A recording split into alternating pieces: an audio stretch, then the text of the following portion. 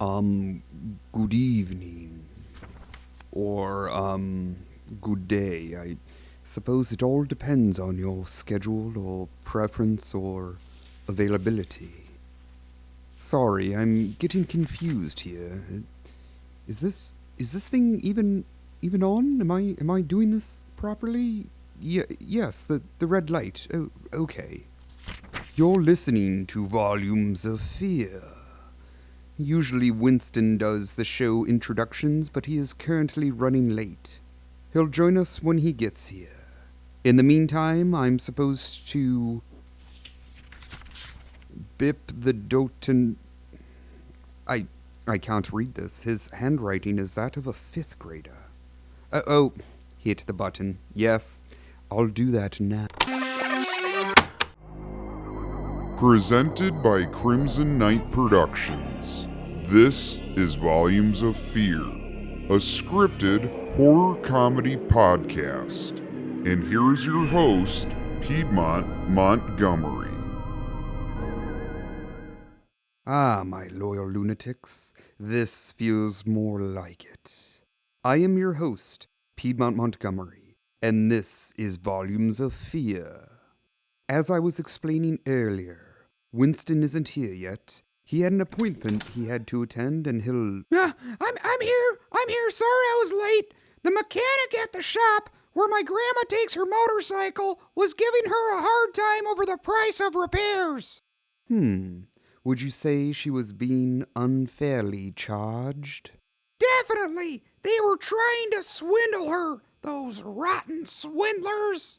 What a fine coincidence. You see, in this edition of Volumes of Fear, our protagonist, Norman, is the victim of a certain exaction. And to combat this deceitfulness, he must look for a new roommate to help him offset an unfair spike in his rent. But his new roommate is something otherworldly. Loyal lunatics, I present Norman's story to you in My Roommate is a Space Zombie.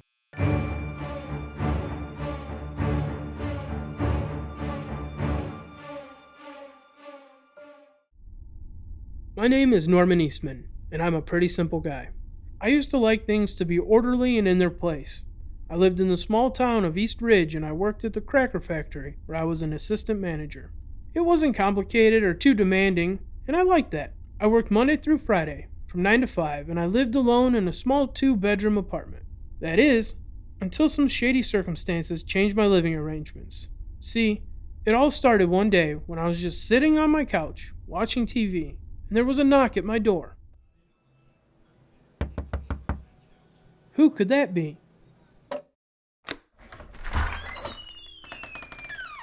When I opened the door, I found my landlord there, but he wasn't alone. Hey, Mr. Fertinelli. Hey kid, got a minute to talk? Sure, no problem. Who's your friend? This is my pal Knuckles. He's, sorta helping me run the apartment complex. You know, doing odd jobs and things like that. Well, nice to meet you, Knuckles. Same here. You guys want to come in? I can grab the rent check for you. Here you go, this month's rent. Yeah, look, this is why we're here. See, me and Knuckles here, we was looking over the lease you signed when you moved in here, and, well, on the lease it says...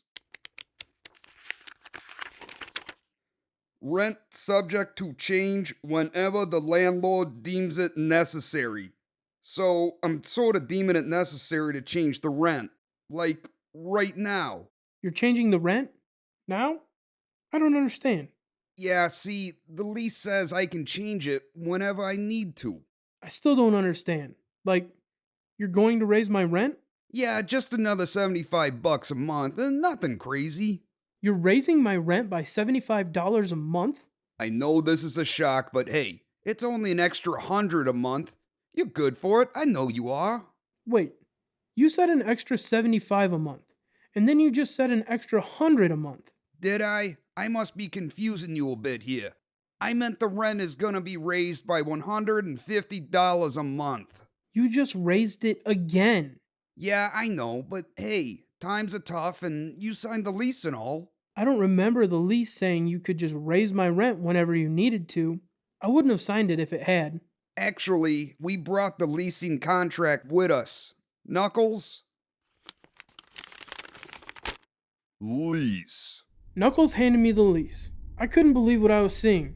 At the bottom it read, "Rent subject to change whenever the landlord deems it necessary," just like Mr. Fertinelli said.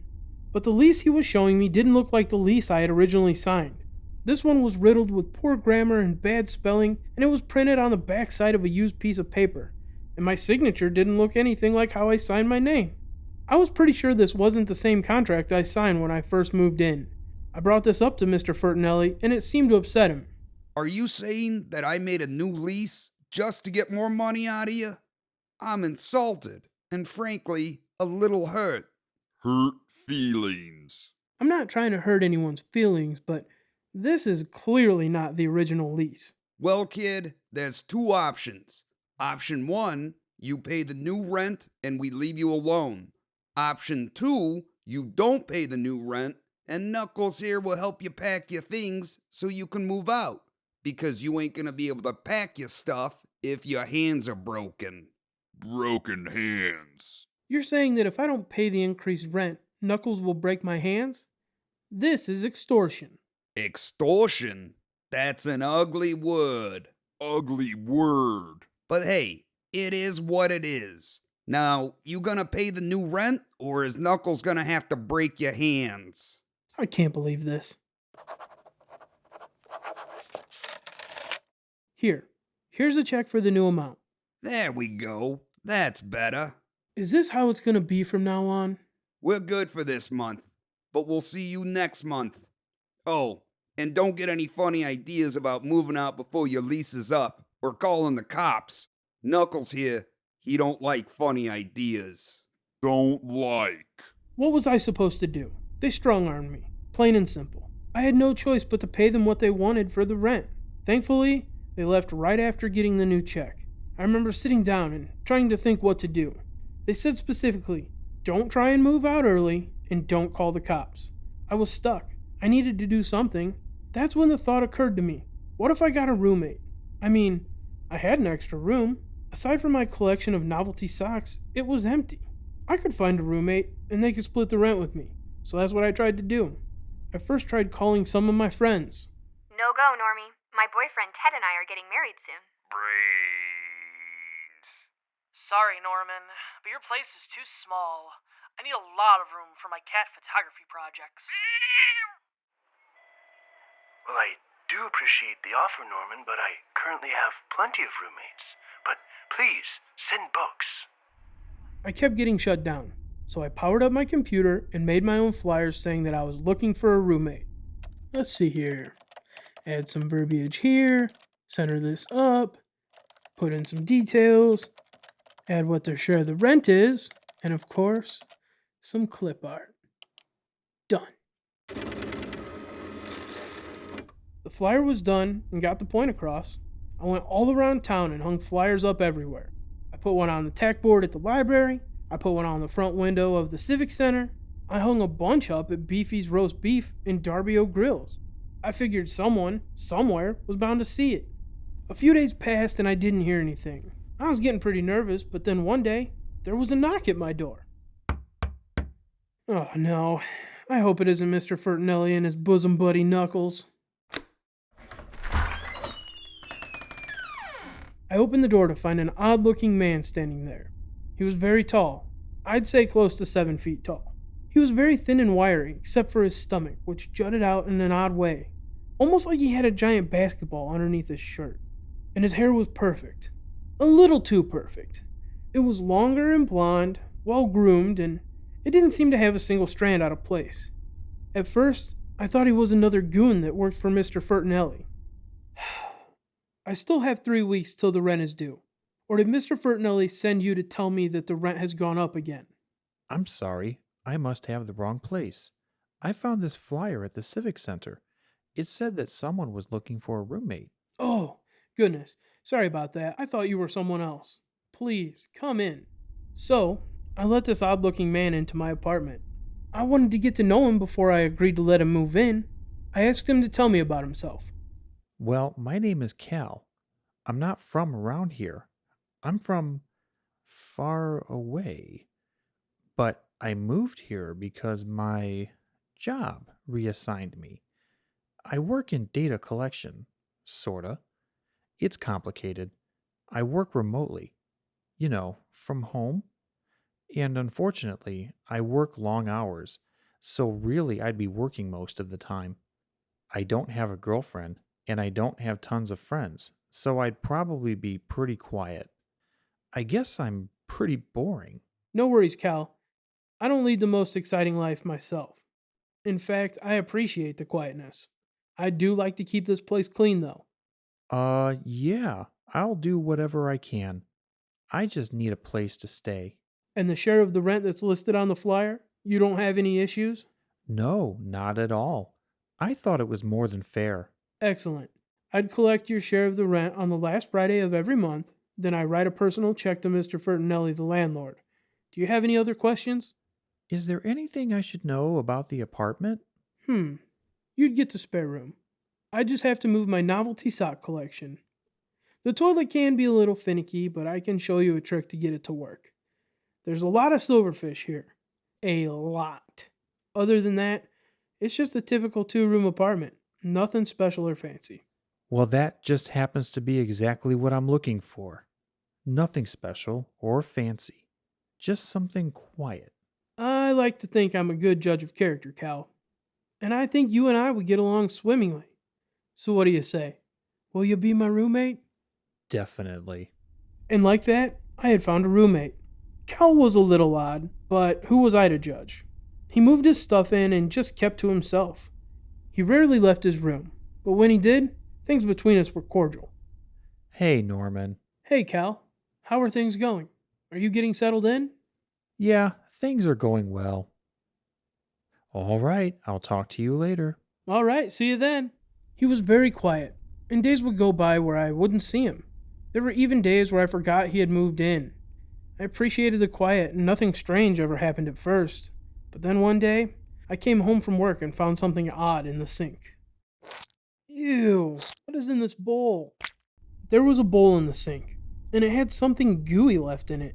It looked like a sort of purplish jello, but it had chunks of some sort of mushy meat in it. I was grossed out, but I figured Cal had a taste for weird foods. I left the bowl in the sink thinking he would clean it up later, so I didn't let it get to me. But then the same day, I began to hear weird noises coming from his room.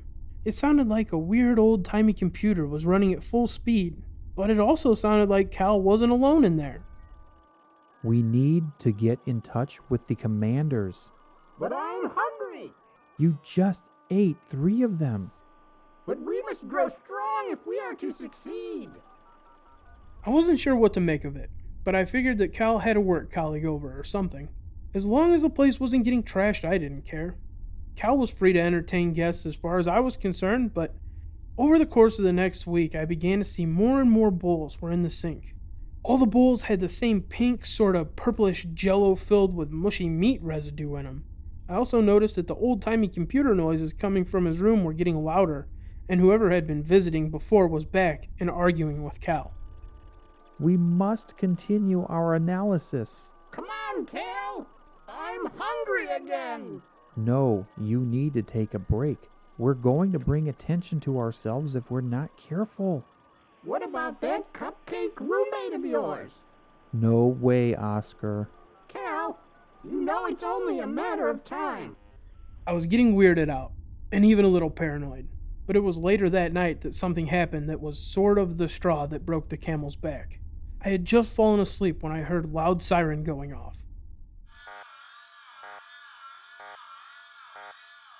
I wasn't sure what to make of it. I got out of bed quickly and left my room to see where the noise was coming from. It was coming from Cal's bedroom. I was frustrated, but I knew I needed to say something. Cal, are you alright? You want me to come in? Norman, yeah, I'm okay. I just had a call from work. He's here. Come on, let's have a late night snack. Shut up. Look, Cal, it's sort of late for all the noise. I'm sorry, Norman. We'll keep it down. I mean, I'll keep it down. Cal, can we maybe chat? Well, look what you made me do. They're calling back. We must answer. Cal, you okay? Yeah, Norman, can we talk tomorrow, please? Work is really busy right now. I agreed and told Cal that we'd talk when I got home. I was getting weirded out, and honestly, I felt as though Cal was being disrespectful. I didn't look forward to this conversation, but I knew I needed to get a few things off my chest. When I got home from work, I was nervous and apprehensive, but I was ready to talk about this before things got worse.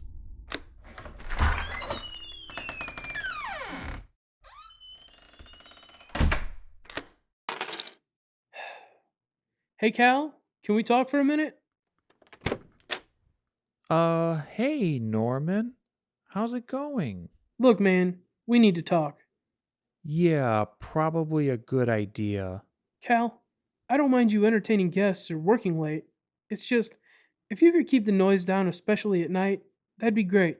No problem. Can do. Also, the bowl's in the sink. Oh, yeah. Sorry. I need to do better at washing those. I just like things quiet and orderly. Sorry, I know I can be a stickler. I understand. I actually did want to ask you, what was in those? Just a nutritional meal for me. Just tell him. Would you shut up? Excuse me? Not you. Oscar. Oscar? Now you've done it, genius. What was that? What was what? That voice I just heard. Just me. No, that wasn't you. That was someone else. Do you have a guest here? Tell him, Cal. He's suspicious now. It's only going to get worse. Where is that coming from? Norman, I gotta tell you something. Go ahead. That voice, it's a part of me. Well, a part of this body. What are you talking about? Norman, I'm an alien. You're a what? A space alien. I'm not from this planet. Cal, come on. Cal was about to go into a big spiel, I could tell. But then I noticed something strange. His hair, which had been perfectly groomed every time I had seen him, began to look different. All of it was still in place, but it was cockeyed, like he was wearing a wig that was off center. My attention was drawn away, though, as Cal began speaking. Norman, I'm not from this planet. I was assigned here by my commanders. There's about 100 of us here total. Our job is to collect data, observe, and analyze this planet to see how long it can provide sustenance for my people. Sustenance? We eat brains. You mean to tell me you're a brain-eating alien? Space zombie is the preferred term. You're a space zombie? Yeah. That residue on the dishes in the sink, it's brain matter. And that voice you keep hearing, that's Oscar. He and I both inhabit this body. Cal, you really expect me to believe that? I didn't believe Cal, not one bit. Did he really expect me to believe that he was a space zombie? Norman, it's the truth. Someone's here, Cal. I'll take care of him. Why don't you think long and hard about what you're telling me and if this is really the story you want to give me? I had a difficult time processing what Cal had just told me. I thought it was a tall tale. I mean, seriously, did he expect me to believe that he was a space zombie? I tried to shake off the disbelief as I headed for the apartment's front door. When I opened it, I found Mr. Fertinelli and Knuckles standing there. Hey, kid, it's that time of the month. It's time. They were right. It was the day rent was due. At least this time I wasn't carrying the burden of the new rate alone. Come on in.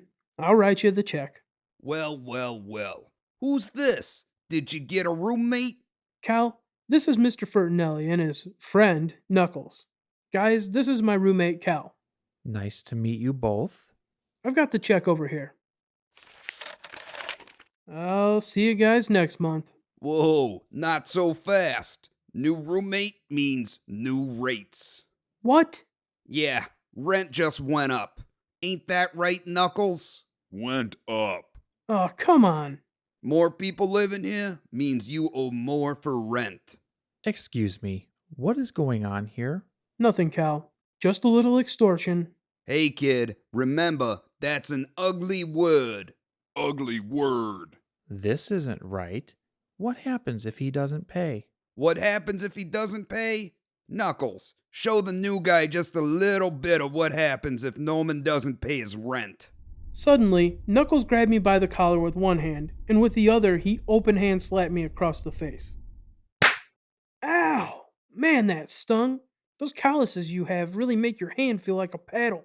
See, pal, that's what happens when Norman doesn't pay his rent. You both make me sick. What's that? Cal's demeanor changed.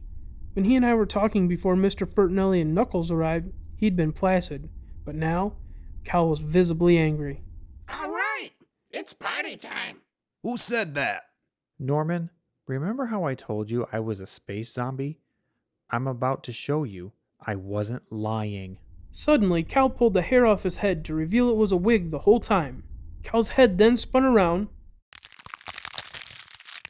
and on the back of his head was an ugly little face that had a scowl that looked like someone had just bitten into a dish of mashed potatoes, only to find out it was a dish of mashed turnips. And trust me, that is a foul surprise. What is going on here?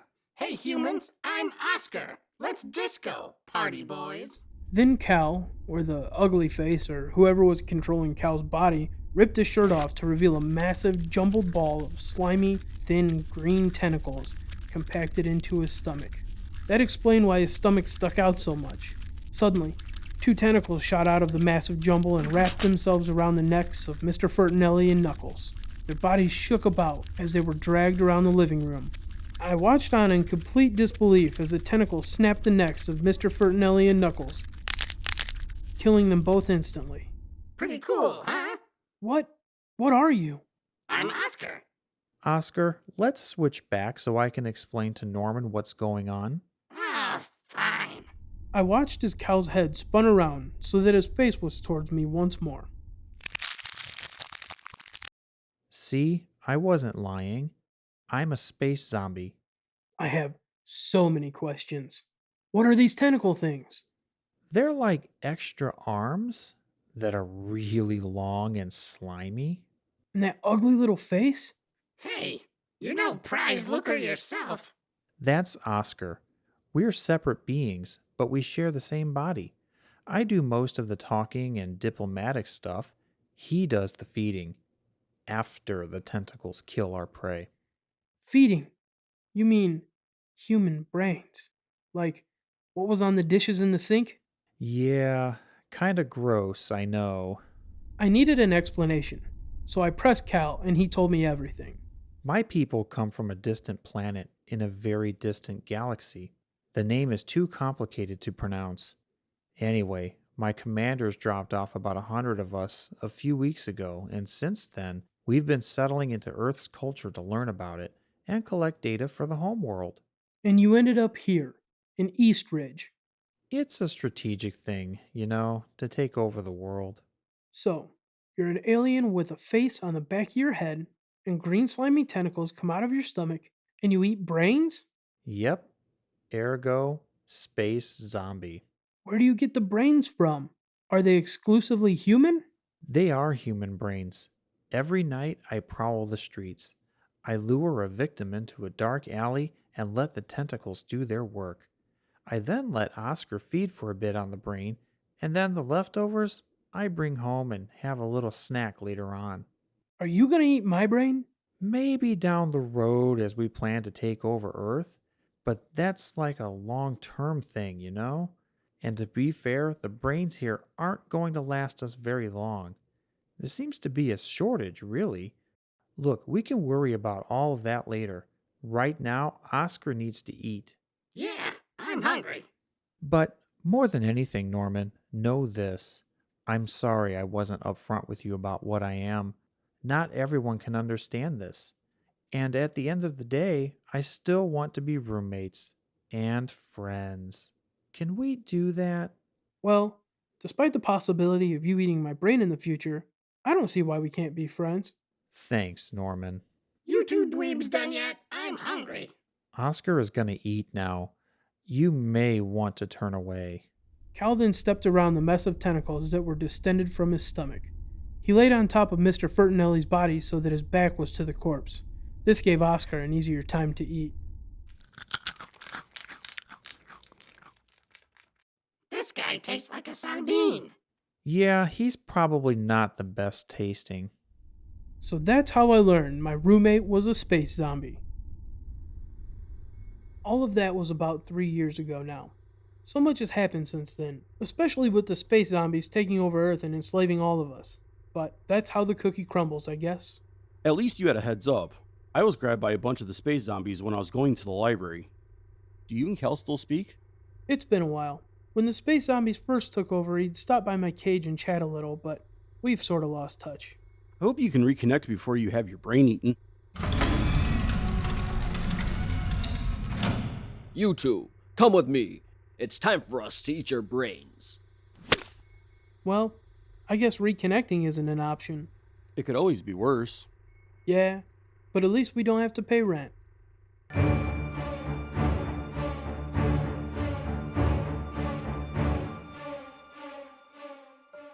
What a gruesome end for Mr. Fertinelli and Knuckles, and Norman for that matter, and all of mankind. But extortion, coercion, blackmail, the squeeze.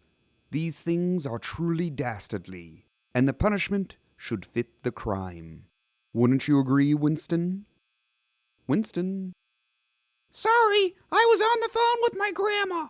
Good news! She said she dealt with the mechanic and got her motorcycle all fixed up. She probably put him in a headlock. Well, at least we have one happy ending. We want to thank you for tuning in and enjoying this story about brain-eating aliens. We also want to thank our presenter, Crimson Knight Productions. As always, they're a major part in the production of Volumes of Fear. Follow us on Facebook, Instagram, and Twitter to stay informed and up to date. Until next time, my loyal lunatics, share the scare and like the lunacy.